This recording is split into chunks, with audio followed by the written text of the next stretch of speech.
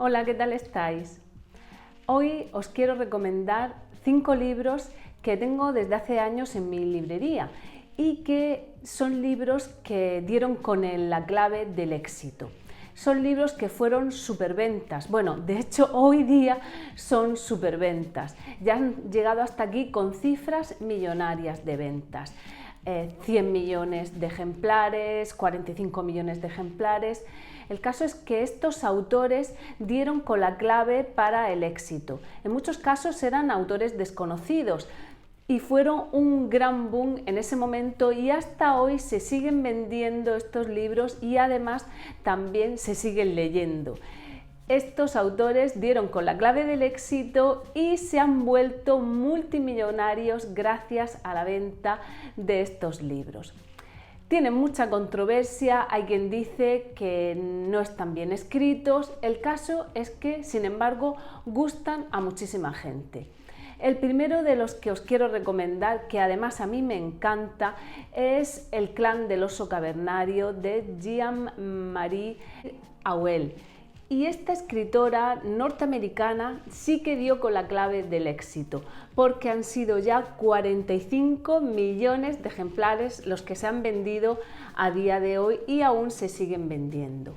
Ella centra su historia en la Edad de Hielo y nos atrapa con la historia de una niña cromañón de tan solo 5 años que se llama Ayla, que después de un fuerte terremoto se pierde y se separa de su tribu. Ella intenta, después de este terremoto, volver a encontrar el sitio donde se encontraba anteriormente, pero no lo logra.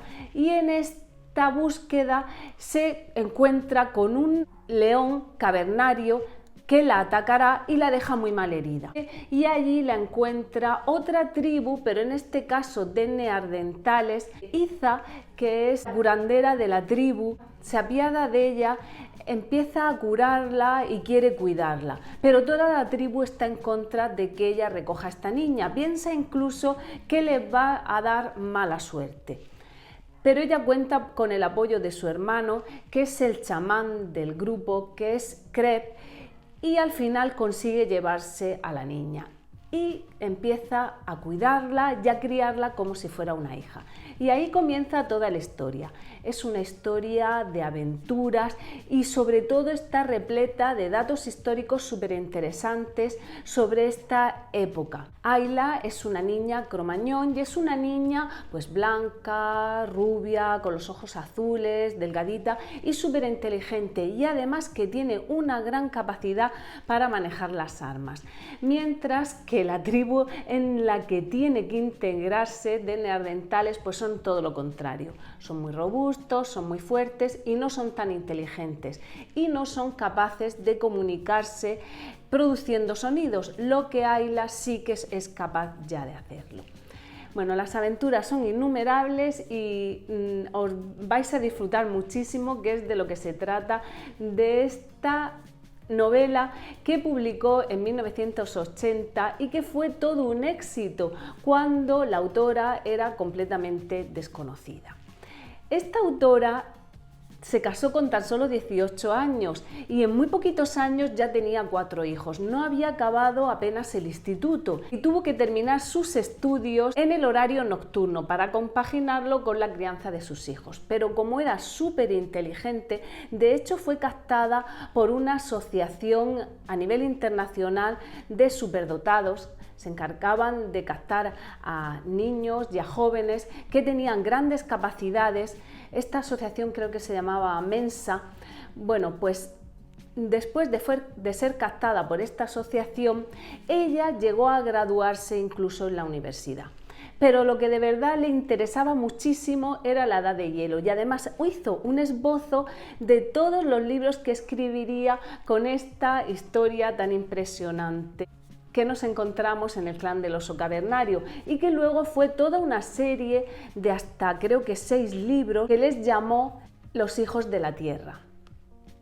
La autora, sin ser especialista en el tema, se fue a bibliotecas, hizo hasta un curso de supervivencia y se entrevistó con grandes especialistas en el tema. De manera que todos los datos que aparecen en el libro son datos que están muy bien contrastados por la autora. Recomiendo muchísimo, vais a disfrutar, por lo menos leer el primero, el del clan del oso cavernario, que seguro que no os va a defraudar. Y el segundo de los libros que os quiero recomendar, que a mí me encanta, como no, tiene que ser El Hobbit. El Hobbit, de este libro se han vendido ya más de 100 millones de ejemplares. También fue todo un éxito, pero este sí que se publicó en 1937. Ha llovido ya mucho. Tolkien basó su historia en un hobbit que era de tamaño muy pequeñito y que además tenía las patas muy peludas. Y estos hobbits, en concreto Bilbo Bolsón, vivía en una cueva hobbit, que más que una cueva era realmente un agujero en la tierra, y vivía rodeado de naturaleza. Él adoraba su vida, es muy casero y le encanta la comodidad. Y lo que no le gusta para nada a Bilbo Bolsón es viajar. Pero mira por dónde llega a su casa una visita, va a verlo un gran mago, Gandalf, y lo va a convencer de que tiene que emprender un gran viaje que va a estar repleto de aventuras y donde Tolkien va a demostrar que pueden llegar a ser grandes héroes, personas muy humildes y muy sencillas, como era el caso de Bilbo Bolsón. De hecho, el propio Tolkien decía que él se sentía un hobbit, porque le encantaba la naturaleza, le gustaba muchísimo vivir en este ambiente campestre, en granjas que no estuvieran mecanizadas, y esto le hacía recordar mucho cuando él vivió a las afueras de Birmingham, cuando llegó allí con su madre, siendo él muy pequeñito, tuvo que abandonar su Sudáfrica natal porque su madre había enfermado. Su padre se quedó en Sudáfrica y falleció al muy poco tiempo. Y después, también estando ya en Inglaterra, la madre fallecería. Desde muy jovencito quedó huérfano. Yo creo que esto le hizo amar muchísimo a los niños y cuando se casó tuvo 4 hijos. Se casó con su novia de siempre, que la había conocido en la adolescencia, con Edith. Y tuvo que pasar también por la Primera Guerra Mundial, y esto también le marcó profundamente. El caso es que él desde siempre se interesó muchísimo, desde la universidad, que cursó sus estudios en Oxford, se interesó muchísimo por los mitos, por las leyendas y por los cuentos, y adoraba contarle cuentos a sus hijos. Y de ahí nació El Hobbit y toda la serie del Señor de los Anillos. El Hobbit merece muchísimo la pena. Yo la verdad es que lo leí hace como unos 4 o 5 años, que quizá no lo leí en la época en que me correspondía, que es la adolescencia. Y además lo leí a raíz de conocerlo gracias a mi hija. Con mi hija vi toda la serie del Señor de los Anillos y ella también lo había leído. Y le dije, ¿y por dónde empiezo? Y entonces ella me recomendó que empezara la historia por el principio, por el Hobbit. Y eso hice. Y la verdad es que me gustó muchísimo, os la recomiendo a todas las edades si no lo habéis leído. Si queréis saber más sobre toda la serie del Señor de los Anillos y el Hobbit, hay otro compañero, Jan, del canal de Trotalibros, que habla muchísimo sobre ellos y que además los ha leído todos y que ha investigado mucho. Os lo recomiendo que os paséis por su canal y veáis alguno de estos vídeos. Y el siguiente de los libros que os quiero recomendar, que se vendieron así como 26 millones de ejemplares, son Los Pilares de la Tierra de Ken Follett. Ken Follett sí que dio también con la clave del éxito, no siendo muy conocido cuando escribió Los Pilares de la Tierra, tuvo un éxito rotundo y después ha hecho pues muchísimas otras novelas. El caso es que Ken Follett dice que él prefiere un Maserati a un premio Nobel. Y esto es cómo responde cuando le dicen que realmente su literatura es una literatura muy comercial y que no es buena literatura. Pero bueno, cada uno que juzgue como quiera. Yo personalmente pienso que tiene que haber literatura para todo el mundo y además para todos los momentos, que siempre no nos tiene por qué apetecer leer lo mismo. Como os digo, estos 5 libros de los que os estoy hablando a mí sí me han gustado y los tengo hace muchísimos años en mi biblioteca. Y son libros que pienso que merecen muchísimo la pena leerlo, como es el caso de Los pilares de la tierra. Esta historia se encuadra dentro del siglo XII, nos pilla muy lejano y la verdad es que nos mete de lleno en plena Edad Media. Entonces todo lo que narra Ken Follett pues nos sirve mucho para ponernos en contexto de cómo viviría la gente en esa época, cómo comían, cómo se relacionaban, pues qué pasaba cuando no había estos medios de transporte que hoy día conocemos, andaban grandes distancias, y luego también cómo la nobleza, aquellos que estaban en el poder, abusaban de este poder al máximo. Incluso, por ejemplo, recordar lo del derecho de pernada, que el noble tenía derecho a pasar la primera noche, la noche de bodas, con aquellas mujeres que estaban también bajo su protección. La historia que a mí más me conmovió es la historia de Aliena. Aliena es una de las protagonistas, se establece un triángulo amoroso súper interesante, en fin, que es uno de los libros más adictivos que he leído, más interesantes y que más me han gustado.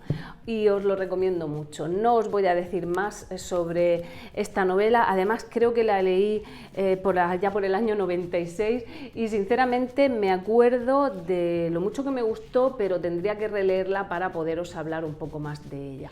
Y tampoco es algo que me guste hacer siempre porque prefiero que la leáis y no desvelaros las tramas de los libros de los que os hablo.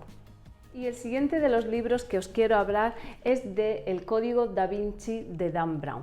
Es muy curioso, pero Dan Brown sí que dio con la clave del éxito cuando escribió El Código Da Vinci. De hecho, ya van por 100 millones de ejemplares los que se han vendido de esta novela. Esta novela lo tiene todo. Es entretenida, además lleva un misterio, hay una conspiración, hay aventuras en ella, incluso también está salpicada con un poquito de amor. Esta novela llevó a Dan Brown, a este estadounidense, al éxito, pero un poco más ahora, recientemente, lo lleva a la ruina. Y es porque, a raíz de su divorcio, su mujer, que dice haber colaborado con él muy intensamente en la elaboración sobre todo del Código Da Vinci. De hecho, en la primera página él se la dedica a su exmujer, pues ella lo acusa de que le ha ocultado parte de sus bienes a la hora de pactar su divorcio porque tenía que dividir su fortuna con ella. Ya dice que incluso le sugirió el que la novela también la centrara en María Magdalena. En esta novela, un profesor de universidad, Landon, que trabaja para la Universidad de Harvard, que es especialista en simbología, se va a encontrar con un misterio alrededor del Santo Grial.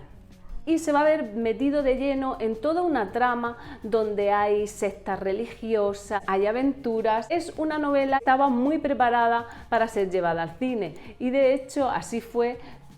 Y en el cine el protagonista de la novela fue Tom Hanks. La película, si no la habéis visto, también os la recomiendo porque también es una película que merece muchísimo la pena. Esta historia del profesor Land parece que va a remover todas las bases del cristianismo.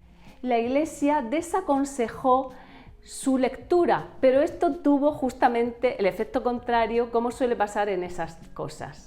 Y la última de las novelas que os quiero recomendar, que se publicó en el año 88, es El alquimista de Paulo Coelho. En esta novela aparece un pastor andaluz que decide emprender un largo viaje, se encuentra con un alquimista que es capaz de convertir los metales en oro, es decir, ha encontrado la piedra filosofal y también ha encontrado el elixir de la larga vida. el protagonista realmente va a sufrir una transformación a lo largo de todo este camino. Va a ser un camino realmente para encontrarse a sí mismo. Llegará hasta las pirámides de Egipto. Con el alquimista sí que dio con la piedra filosofal, porque ha vendido ya más de 65 millones de ejemplares. Hay muchos detractores de este autor. De hecho, he encontrado, investigando a la hora de hacer este vídeo, un artículo que escribió Héctor Abad Facioline, que lo conoceréis por El olvido que seremos, que es una de las novelas que a mí también me ha gustado muchísimo. Bueno, pues tiene un artículo que critica toda la obra literaria de Paulo Coelho. La critica de simplista, de comercial, y que además se basa en utilizar aquello en lo que cree mucha gente como si fuese algo realmente verdadero. Recomiendo que la leáis, que juzguéis por vosotros mismos, y como digo antes, muchas veces pues hay que leer todo tipo de literatura. En una entrevista que vi a Paulo Coelho me llamó poderosísimamente la atención porque hablaba de los libros y de las bibliotecas que solemos tener en nuestra casa, y él dice que no suele acumular libros y que cuando lee un libro después lo regala, porque piensa que la función de los libros es que sean leídos por el mayor número de personas, y que un libro en su biblioteca pues tampoco sirve para nada si no lo presta o no lo regala y lo lee más gente. Fue una entrevista que me llamó poderosísimamente la atención y que la verdad me gustó mucho. Y ahora ya toca despedirme. Os tengo que dar las gracias, como siempre, por estar ahí, y además también por todas las recomendaciones que me hacéis y por los comentarios. Eso de verdad que anima muchísimo para seguir con el canal. Y por otro lado, también me gustaría que me recomendaseis cuáles son vuestros libros favoritos que fueron o que son bestseller y que pensáis que todo el mundo debería leer. Gracias y os espero en el próximo vídeo. Un abrazo, hasta luego, chao. Me he dado cuenta que a menudo los corazones de los hombres no son tan malos como sus actos y casi nunca como la maldad de sus palabras.